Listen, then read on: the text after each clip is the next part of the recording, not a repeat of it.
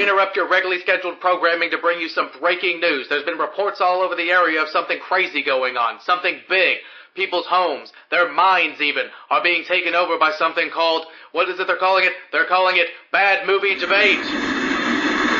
What up, nerds? It's Bad Movie Debate with me, Jacob Babb. Doing a review episode, a real short one probably, for Nosferatu. Just got to see it last night with my dad on Christmas Day at AMC. It was a Dolby Cinema, which I did not realize until we got there, which was pretty rad, don't get me wrong, but that's not even the whole point. Arguably the best movie of the year, definitely the best horror movie of the year. Might be the best movie of the year for me personally. There's a lot of good stuff that came out this year, but I think this one is just like, for me, is just knocked it out of the park. Just the way it was shot, edited, just everything about it. Robert Eggers is one of my favorite directors. If you've listened to any episode talking about horror, I always talk about how The Witch is one of my favorite movies of all time.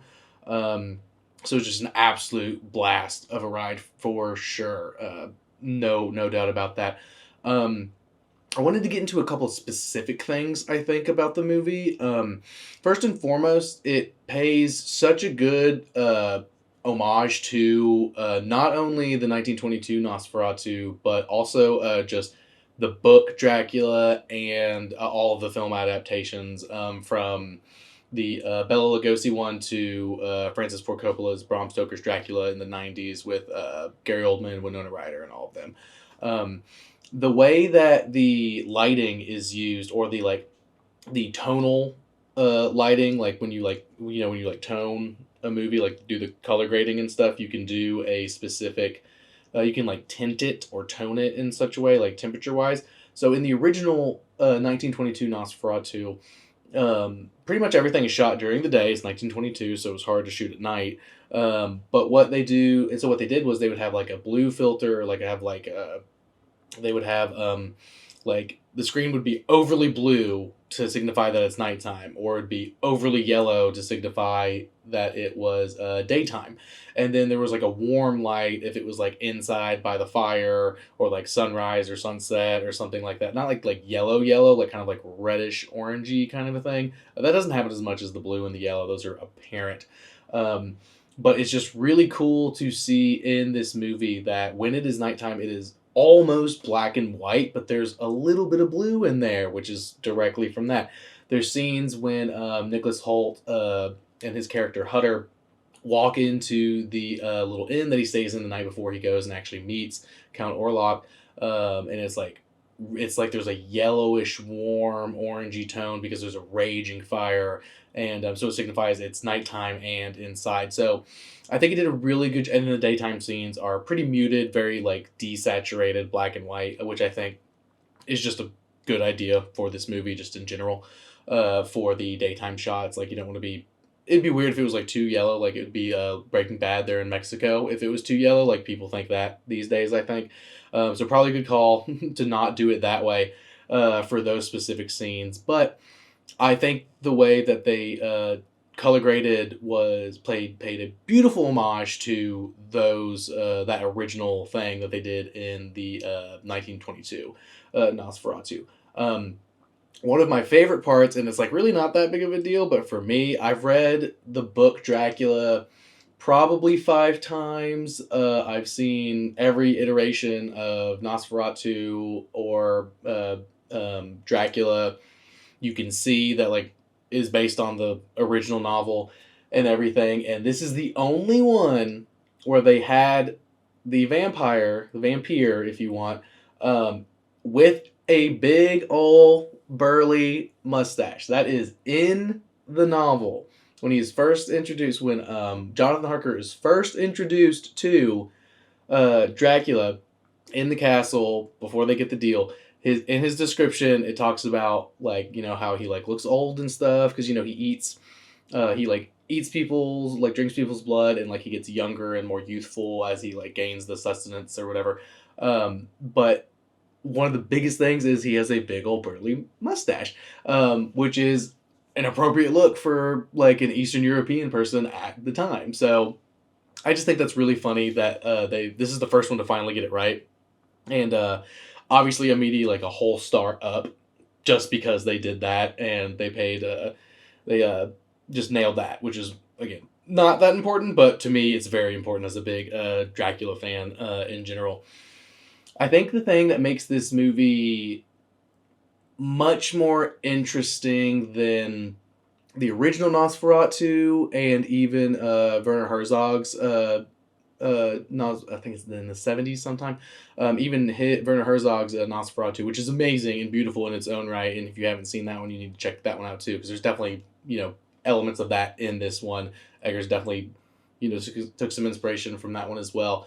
I think this one does a good job of giving the perspective of Ellen or the Mina like fill in for the story.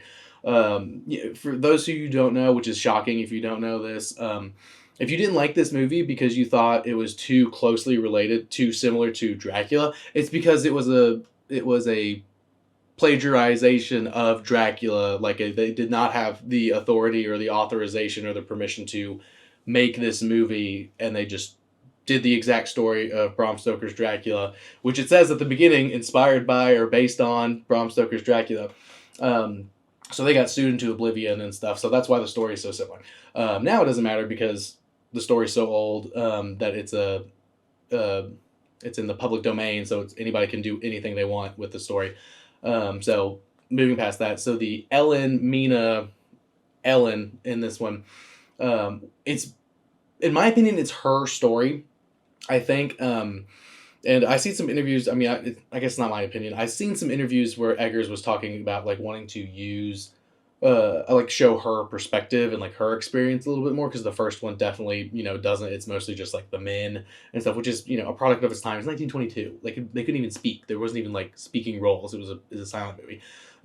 So I think they did a really good job, or he did a really good job, like making it like her story, like on a first watch. I'm sure with anything with Robert Eggers, anytime you go back and you rewatch it, you can watch any of his movies from a different person's perspective, and it'll be just as good, if not even better, than the first person you tagged onto. I think it makes sense that Ellen's the first person that you would tag onto in this one, because I think that was his intent based on what I had seen him say in an interview, like a clip of an interview at least. That being said, I know I'm really rambly. I really, really, really like this movie, and I'm trying to just hit all the talking points that I want to talk about. But I think that's the most important one. She is, it's her story. It starts with her reaching out to something, anything, and Count Orlok is the one who answers her and stuff. And they're always talking about her melancholia. Like the first hour, they always, like, pretty much anytime anybody talks to her or talks about her, they talk about her melancholia. So, which is an old-timey word for depression, which I feel like everybody should know by now. But and so it's like she says something about like her mom died young, her dad maybe still around, but it's pretty vague on what's going on with that. But she was super depressed, and she reached out for anything to help her through it, or anything she could, and she found Count Orlok, or Count Orlok found her. So she succumbed to the darkness. That's a big ad thing is like succumb to darkness, like come see Nosferatu, and she takes that, and I think that's a good like metaphor. I don't have this whole theory all the way like worked out, but I think it's an interesting metaphor.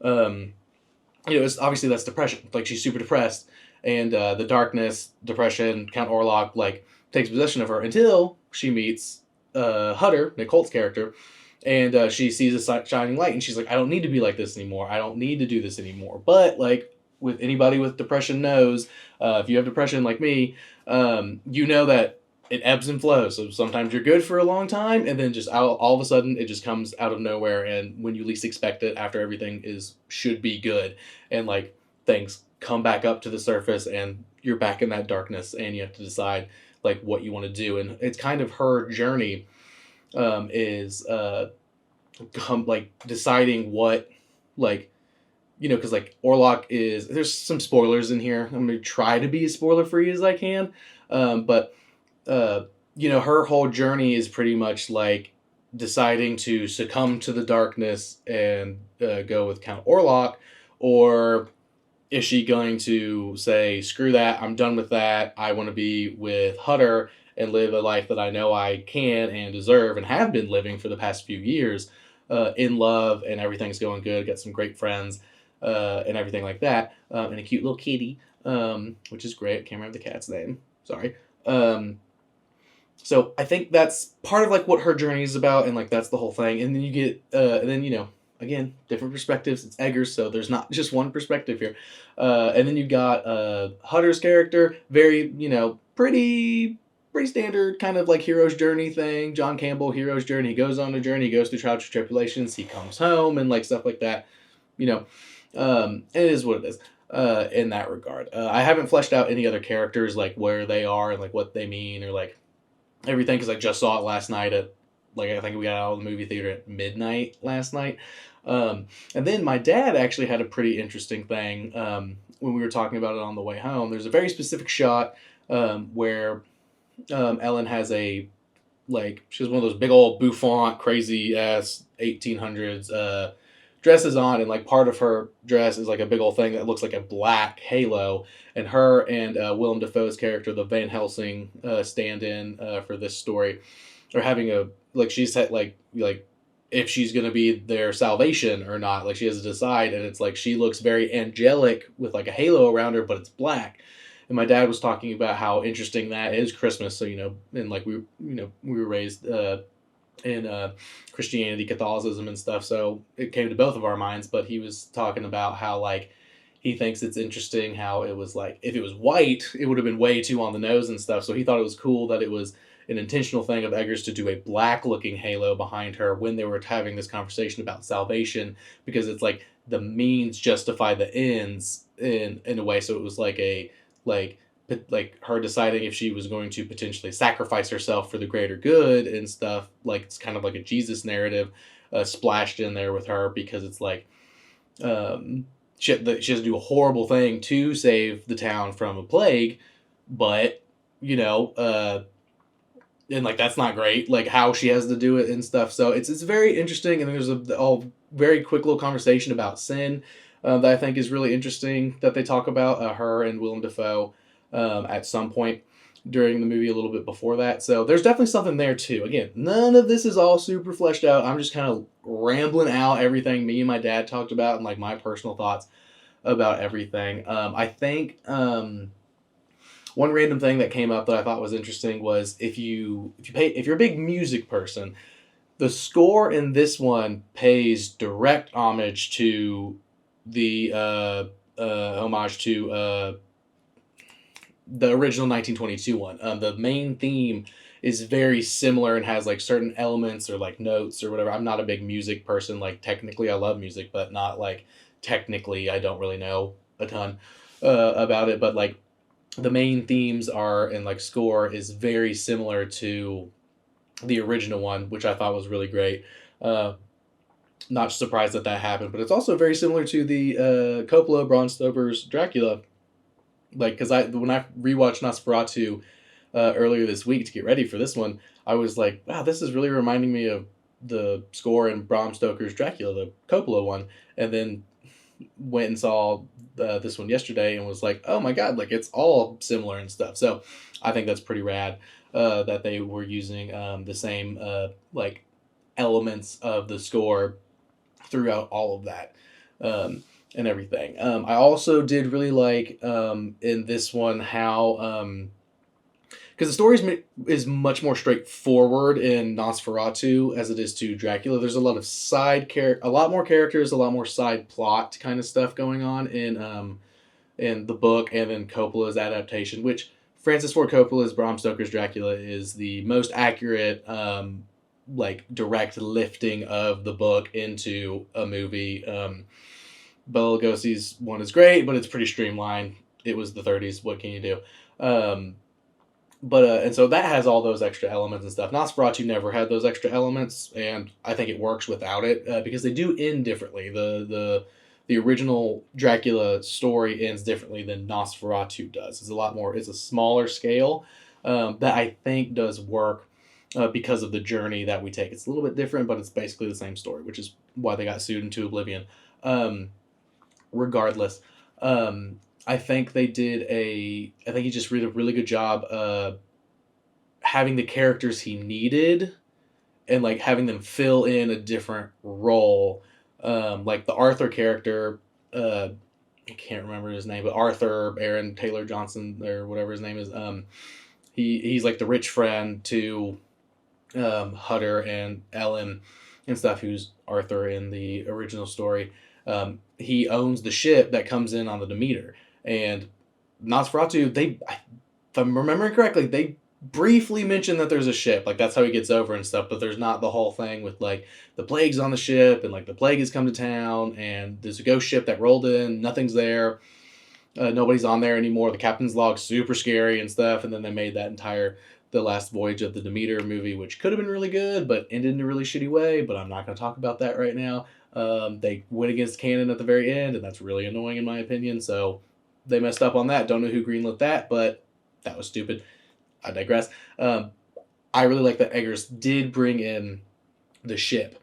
And like had like it's just a couple of quick little things about the ship, but you see some kills on the ship, some like horror stuff on the ship, and I think that was awesome to include, to make sure was included, because at the end of the movie it says based on the screenplay of Nosferatu 1922 by those guys who wrote it and the novel Dracula by Bram Stoker.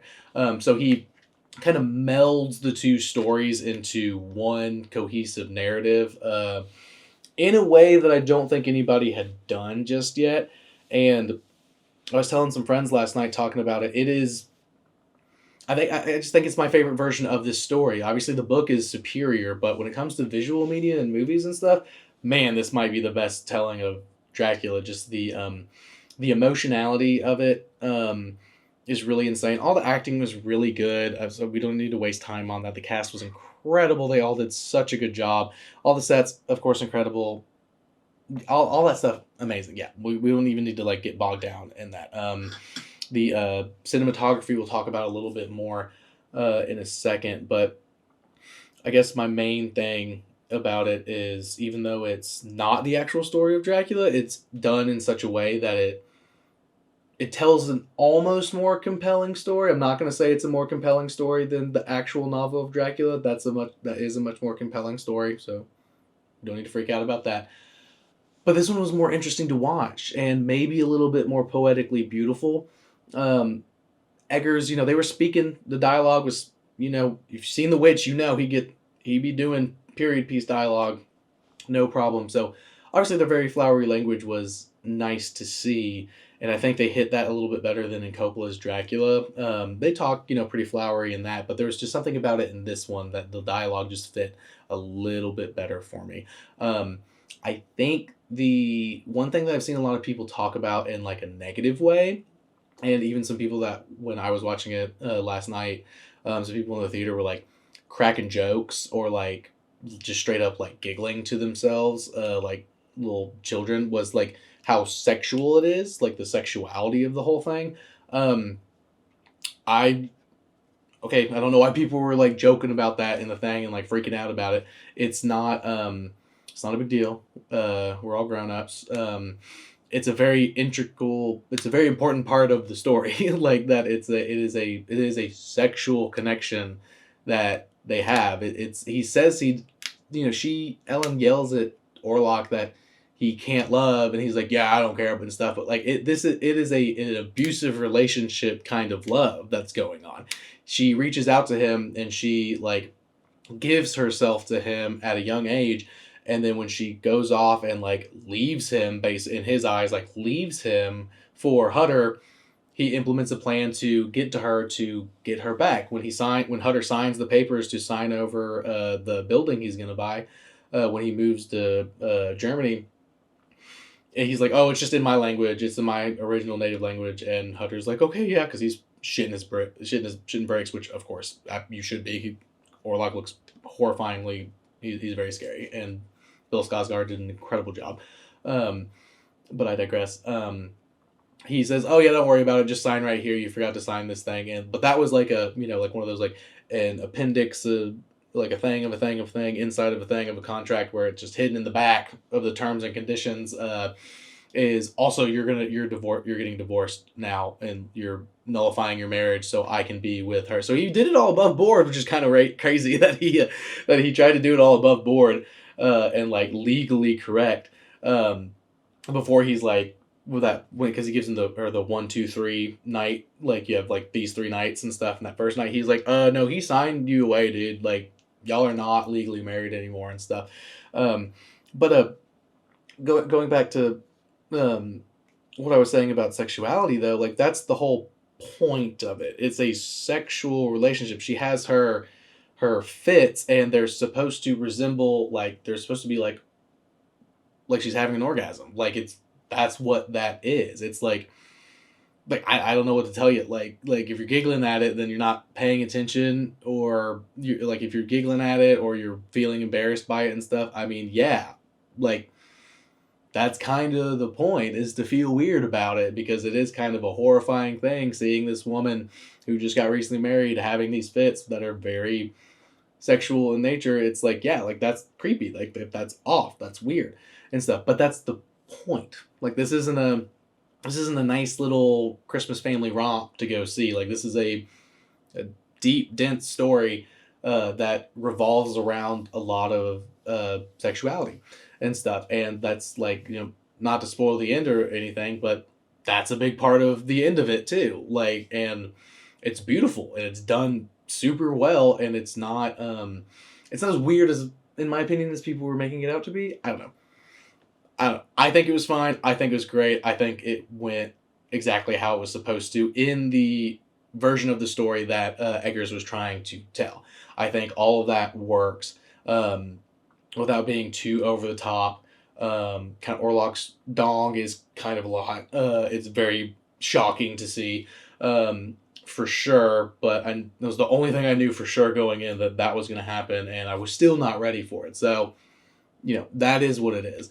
And I think just lastly, the most important thing about this movie and why I loved it so much and why I think it's my favorite movie and why I absolutely think it deserves to be nominated for as many awards as it can, but specifically Oscars. Quick little rant. The Oscars are anti-horror movies. They hate giving horror movies any kind of recognition, even when it's something important and good.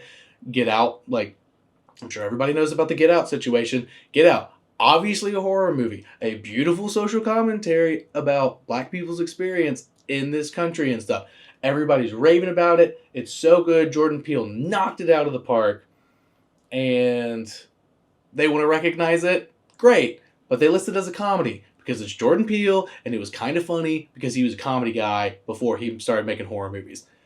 Absolutely absurd. There's no way they can do that with this one, but this one absolutely deserves to have some recognition at, like, Oscars are like the top tier. Like if you get Oscars for your stuff, like that's the highest award you can get in Hollywood for movies and stuff. So I don't know. It deserves it. It deserves it, and part of the reason is because my favorite, absolute favorite thing about this movie was the use of shadows. The cinematography and the shadow play is so damn good, and it can be argued. I'm not 100% sure on this. Somebody let me know if I'm wrong, but I'm pretty sure 1922 Nosferatu invented using shadow to elicit fear in a movie. They couldn't talk, they couldn't speak, it was silent movies.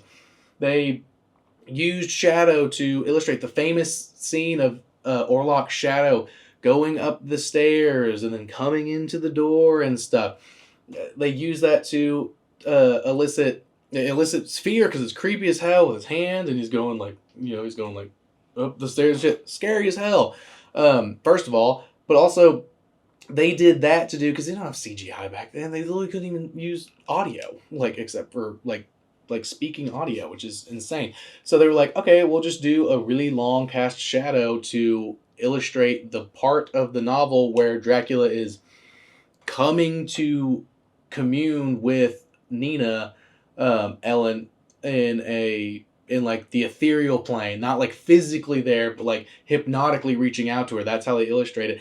And people have been using shadow play in horror movies and a lot of other stuff ever since. I was literally talking to my mom about it Christmas Eve night when I got into town, like because I was ranting and raving about how excited I was for the movie, and just so happened to change the channel because some movie she was watching ended, and I was like, "Well, what else is on?" While we're talking, and Scooby Doo was on. Scooby Doo, where are you? OG, the OG original Scooby Doo, where are you? And it's the episode "Which Witch is Which," and literally like the zombie guy, like there's a scene where Shaggy and Scooby are walking down the hallway and they're casting shadows, and lo and behold, coming up behind them, at first you just see the shadow of the hand, and you don't see him, but like that's from Nosferatu. Like it's insane how important that shadow work is in the original one because it's still happening to this day from Scooby Doo to like any horror movie you've ever seen, and the way they do it in this movie is insane. Like it's all in the trailer. His hand coming over the entire town is just beautiful. But then they do the same thing where, like at the very beginning, the curtain is flowing and you can see his shadow. When it goes away, you don't see him there, but then it blows back up and you can see his shadow in like between the curtain and like the moonlight coming in, but then when drifts back and then there's nothing there, it drifts back and you see him as they're talking, as they first meet, as she's reaching out to someone to like help her with her melancholia and whatever, and like she's all lonely and stuff, and just so many scenes like that where the shadow work is just not only cool to see, like the cinematography, it is cool, it's like great cinematography, just how they captured that, uh and like it's cool to look at and we love looking at it, but it's a part of the direct narrative, like it's a part of the story, using like shadows to help tell a story, and especially because the whole thing is like they're like, I'm in his shadow, you're in his shadow, you're in the shadow of this evil, of this demon, of Count Orlok, this Nosferatu. um that's the whole point, like that's a whole major point of the narrative in general. And so it's just amazing to see how they made it work in this version, to the point where Kyle Lane, he's been on the show. If you don't know Kyle Lane, go back and listen to the episodes with Kyle. He's my TV guy, my TV liaison, as I call him. And we talk about TV shows that we like. That Another one should be coming soon because a new season of something's coming out soon. We're really excited to get in on that, but that's down the road. I was talking to him. He saw it. He got to see it December 24th. He got to see it on Christmas Eve. And I was talking to him about it after I got out because I'm such a huge fan of it. And like he thought it was, he's a big horror guy too, but he was like, but he doesn't like a lot of old stuff. So he's never seen the original. He's never read Dracula. He probably hasn't seen Bram Stoker's Dracula, the Coppola one.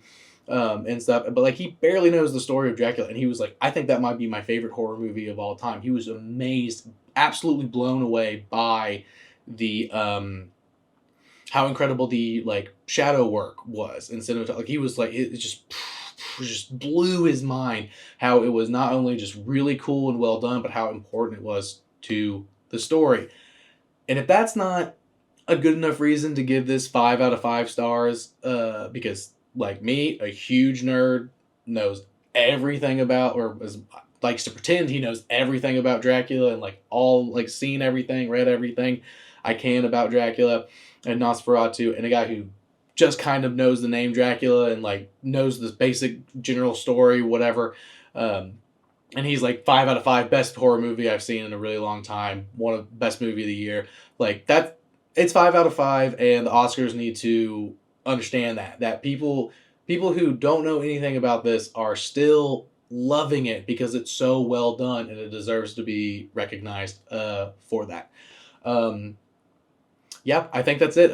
Thank you for sticking with this really rambly journey into my thoughts on this movie. I just I could have written something down and not just kind of stream of consciousness talked, but I think this was more fun. This was a better way to do it because I just had so much to say, and I just kept getting distracted every time I tried to write something down. So I was like, I'm just going to talk, and hopefully I'll get everything out there. So if you made it this far, thank you. I appreciate it. Follow on TikTok as long as it's there. Instagram, which hopefully will never. It's that's USA owned, so it'll never go away probably. So follow on all of that. YouTube. and everything to see more stuff like this. And yeah, just appreciate it.